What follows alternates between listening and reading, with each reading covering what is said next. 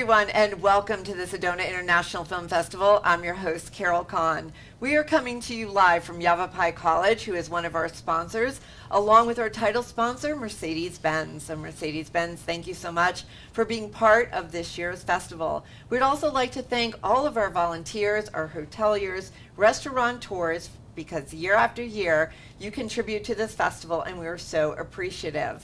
And I would like to introduce to you Diane Baker and Randall Kleiser from, you were here last year. That's right. As the director of Grease, and this is your first time in My Sedona. first time to Sedona. Beautiful place. And as I was introducing this, I wanted to thank our restaurateurs because last night I met them at Mariposa.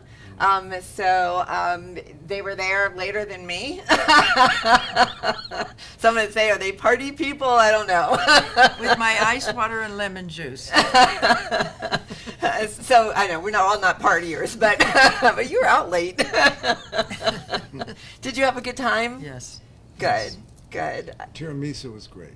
Yeah, the food was amazing. The empanadas are my favorite. I just have to say, I'm a vegetarian, but Lisa Dahl just makes, the spread That was beautiful, amazing. Beautiful. But it was after the documentary with Sherry Belafonte. Yes, And the filmmaker. That was absolutely Suzanne. extraordinary. yes. Wonderful documentary. Yeah, I think so too. It was, the ending got me of that documentary. I saw you telling her Yes. how much it meant to you, that Yes. last moment. Yeah, so Diane, you have history, the film history, and also it was Diane's birthday yesterday. So They were so sweet. Yeah, so we have to say happy birthday again. No, please. Yes, and I know it was so funny. The theater, actually, the film at the Sedona Performing Arts Center, the whole entire theater is singing to you. I know. That's a first in my life. The whole theater.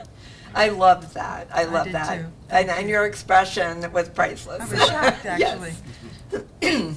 So, Randall, tell me, you two have been friends for many years. Many years, yes. We met when I was directing Diane in an episode Marcus. of Marcus Welby, MD, back in the 70s, Wow. and we've been friends ever since. There was a moment I have to share with you. Randall was out of film school, USC, and he had done his thesis. So this was his first project at Universal Pictures, Universal Studios. And I was lucky enough to be in the first show he directed professionally. And I'll never forget, Randall, I've told this story to Randall several times to remind him how funny it was and how much I respected what he was trying to do on the set. There was a scene where Marcus Welby and the assistants, was it Barbara I Hale? think it was Alina Verdugo. Oh, Lena Verdugo, all right. We were all in patio at his house. And Randall had a cinematographer who was one of the old-time cinematographers. I think it was Walter Strangis, maybe I Yeah, shouldn't even that's say, right.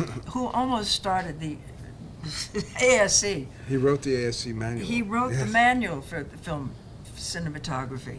So Randall's a graduate student out of USC, first film. And I'm on the set. I was really excited to work with a young man who was just starting to see how interesting he could make the scene.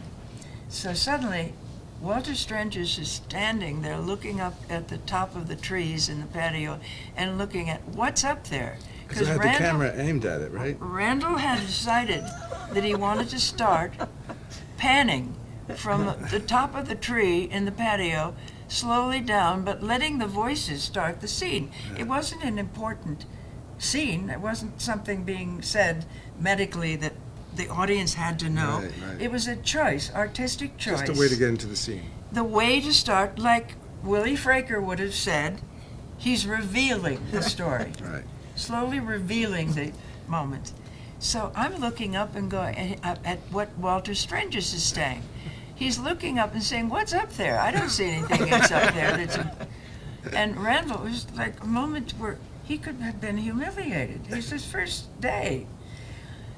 And I went, "I think it's a great shot. I think that's fabulous. You stood Oh, up what for a me, yes. fascinating shot." He stood up for me. Yeah.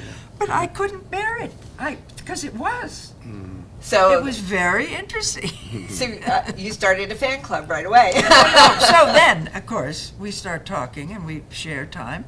And I stayed at lunch to work out a shot with him on the set because it was a complicated shot, which was a narrative. It was acting. It was something I was doing with in the show. And he said, I'd love to set up my thesis film in the screening room at the studio. And I said, I'd love to see it. Well, it was called Peach, and it starred Barbara Rush and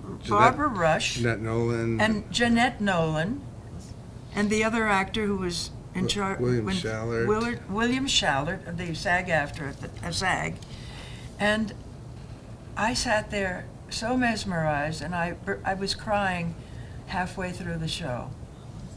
And it was a comedy.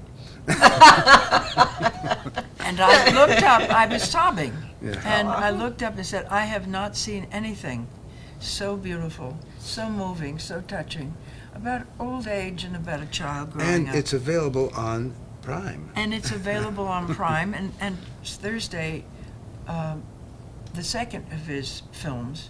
I don't want to take up time talking about it, but it's to do with Randall, and it's so important because he then did a companion piece. This was personal to him. He did something about his maternal grandmother. He wanted to do something about his grandfather.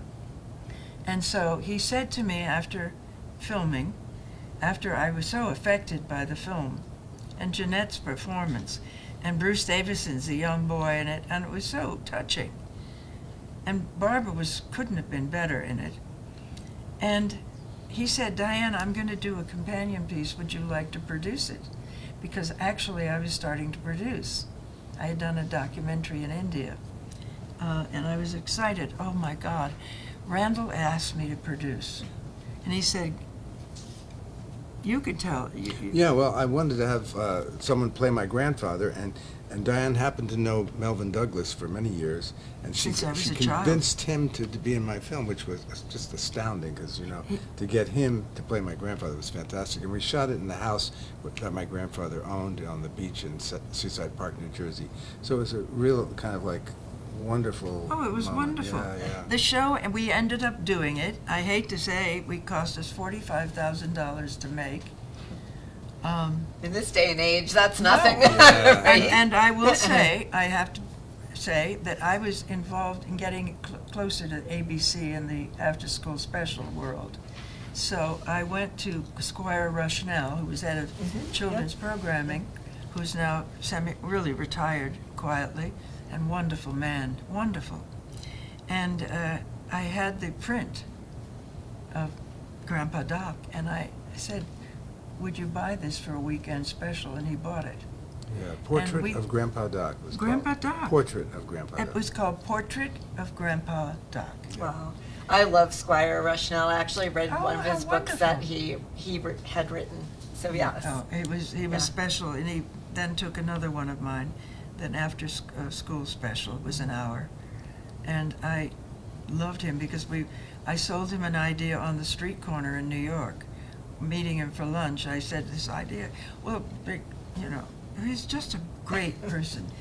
So, Diane, your career, you have been in The Diary of Anne Frank, Silence of the Lambs. I know I'm going to miss a multitude of films, worked with a multitude of actors and actresses.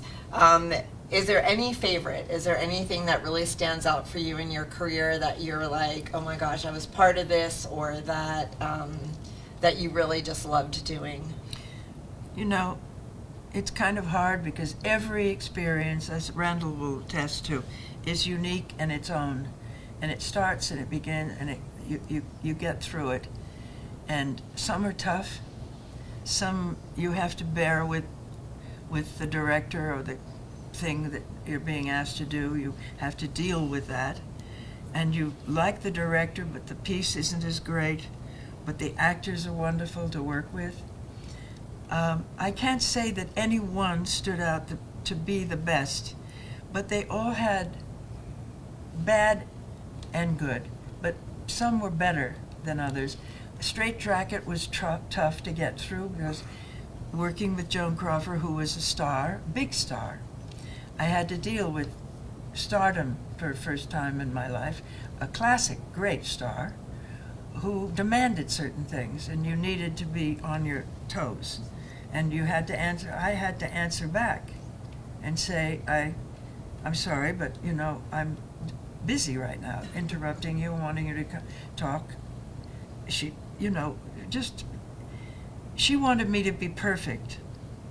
And I had to find my way to be perfect, because I didn't understand that another actor would be looking at you and wanting you to be better. I didn't know that about actors, that they would, I hadn't worked with a star of that magnitude before. So it was tough, but Melvin helped me through it, because he had also worked with her. But I learned so much. From every difficult situation, I learned something that gave me more, I improved. I was able to take it. I learned from Crawford, I learned from Hitchcock, I learned from Mark Robeson in India, I learned from Paul Newman how to go about playing a character, trying things out on the set, in rehearsal. I learned from rehearsals from Melvin. We rehearsed Inherit the Wind live television. I learned how to dig deeper almost on every experience. With Johnny, I want to say, oh my God, Well, you also Jenna played, Rowland and her husband. you also played opposite Gregory Peck. Gregory Peck, but he was so easy and Sean so Connery? wonderful. Yeah, but it was... Okay, so you have like all these leading men. Is there anything that you can tell me that's good Well, I juicy know that gossip? Joanne Woodward and I became friends thanks to both Paul and Joanne became my first supporters at Fox. They called me and invited me into their lives, and I went on the set and watched them shoot. And Joanne came to the set when Paul had to kiss me. And she never visited the set. So here I am, about ready to kiss Paul in a scene.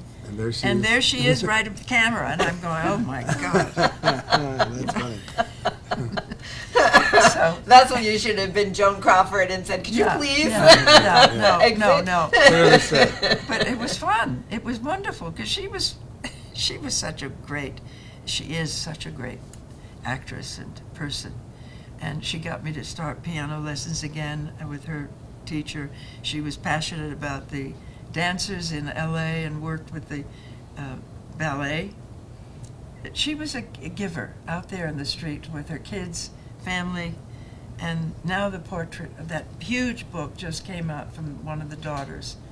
And I rushed and got in line to get it signed and bought it. It's this big. It's a love story. It's a true film love story.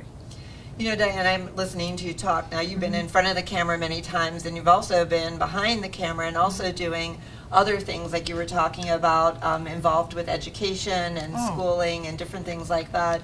And all of it's important, right? But is there something that stands out for you in your life, in your career, that like you look at and you're like so proud of accomplishing? Well, I got through something that I got PTSD. At least that's what the doctor said. After 2 years of producing A Woman of Substance, Barbara Taylor Bradford's novel, I optioned it from her, and I put a lien on my house to buy the rights. And I got to Operation Primetime, which was Al Massini, who believed in me. And I had already been at Orion with Mike Medavoy as a producer and at Columbia Pictures in television producing. And I was given offices because I had made after-school specials, produced. But having this and he looked at me, Al Massini, who ran Operation Primetime. It was called Telerep in New York City. And they buy up advertising. They buy up all the stations, join in and pay so much for these special series. Ingrid Bergman did the Israeli Prime Minister, Golda Meir, in a series that was on prime time. So there were some great series on prime time, So I was thrilled. He said to me, Diane, do you want to do a 6-hour miniseries or a 4? And I leapt at the 6. And I was with Mike Medavoy over at Orion at the time, and I got this offer, and he didn't know what to do with a series that wasn't prime time, because you didn't make any money off of doing, you made money only off doing network, and then company could sell to all the independent stations across the country. But I had to do deals with over 100 stations individually. I had to have contracts drawn up, and I did it on my own. I didn't have to go to somebody to back me. He trusted me. I will forever thank Al Massini for giving me that opportunity. I tried to find a partner in England, and I found the perfect two men who sold it to Channel 4, so we had a little extra money, and I made it for $4.5 million, and I was under budget. That was 2 years, and I drove in a Mini and found the house that we used, going up to Yorkshire. I cast it. I got Deborah Kerr and Liam Neeson and Jenny Seagrove, and I sat with 100 actors, read with them. With actors that didn't get the parts, I met with, I can't tell you, I shouldn't say who the actresses were that wanted to play Emma Hart. I mean, from Lee Remick to Redgraves. I mean, I had everybody wanting to play Emma Hart. And I had to think, who is the greatest, who is the actress that one will know that has the most integrity on camera today? And I woke up one morning and I was desperate to find the perfect person. And I said, Deborah Kerr. Diane, you have to get hold of Deborah Kerr. I got her agent, we talked on the phone, and she said, I'd love to do it, as long as you allow me when I need to use cue cards. Idiot cards, she called them. And I said, they're not, don't say. So we welcomed her, and then I had to find a copy who was going to play young Emma. And we searched and searched, and it was perfect casting was Jenny Seagrove. And I was so pleased to find that solution. And then I have to tell you, when we saw the series in the cinema, all 6, people came up and said, Jenny could have carried on from 49 years old if you'd used makeup. But I said no, it was perfect the way it was done. We ended at 49 years old with her on the mountain looking out over, and then we move into a whole new world with Deborah, with her limousine. And they kind of had suspension of disbelief. Mm-hmm. That's my story. I'm sorry I'm taking up so much time. No, it's beautiful because, we're honoring your career, and you have such an amazing career. And then just the two of you together being here, like last year, you weren't here last year, but Randall brought Grease to us, and we did, or Patrick and team, threw this huge party. Amazing with party, Grease. yeah. I don't think I've ever seen anything like that since I've been here. Randall immediately called me and said, I had the best experience, the best time. And I said, you have to come next year, and here you are. Yeah, you said it. Well, then he got it. And we're going to show clips from all her movies tomorrow at 1 o'clock at the... Well, we're seeing, he said he put clips in, and I did play a part in Woman of Substance. The only reason I played in it is that I wanted an American actress to do the part, but I couldn't afford to pay someone to be in scenes that went throughout 3 to 4 or 5 weeks. So I thought the only way I can get this part cast is if I do it, have all my clothes ready in the trunk of the car, and every time the scene popped up on the schedule, I would be ready with makeup and rush and do the scene. Do your own makeup, your own hair. Isn't that amazing? No, you don't have that, right? Usually. No, and Randall, by the way, has been absolutely wonderfully supportive all of these years through the thick and the thin, with any support, anything. If I needed an editor for something, he calls, has someone run over to my house. If I need whatever. I mean, we live very close to each other, too. Luckily. But it's a true friend, right? We're So neighbors. A true friend. Yes. You couldn't have a better friend than Randall Kleiser. Well, So Randall, tell us a little bit of what is expected tomorrow. well, with- we're going to have clips from all. We're going to set up each clip and then run it, and it's just amazing when you look at Diane's career, all the things she's done, and all the different kinds of parts she's played, and the stories she has about the Me Too movement and about being cast as an Indian, which you'd never do today. There's all kinds of things that she has done in her career that would not happen today, and so there's sociological stuff to talk about as well. Mhm. Well, I want to say tomorrow, that's going to be at 1 p.m., is that Yeah. correct? Mhm. Okay, so tomorrow, a tribute to Diane Baker, and basically it's going to be at the Sedona Performing Arts Center at 1 p.m., so please get your tickets to that. It's going to be amazing. You heard only a portion of her life story right here, but you'll actually see it on the big screen, which is always amazing to see anyway at the Performing Arts Center. So I want to thank you both for being here. You have to come back again next year. You just have to come back as a guest. Listen, I have to say, there's one person that I believe is coming back that when we evacuated to the fires, I brought my neighbors who have a 5-year-old above me, and they're from Amsterdam, and I was worried. This friend of mine has written a book on the great Douglas Fairbanks, the first king of Hollywood. So she was wanted to come to Sonoma right now to Sedona for this festival, but she will be invited. She's been invited to come back with her book Awesome. on Douglas Fairbanks to sell the book and show Good. her work. Awesome.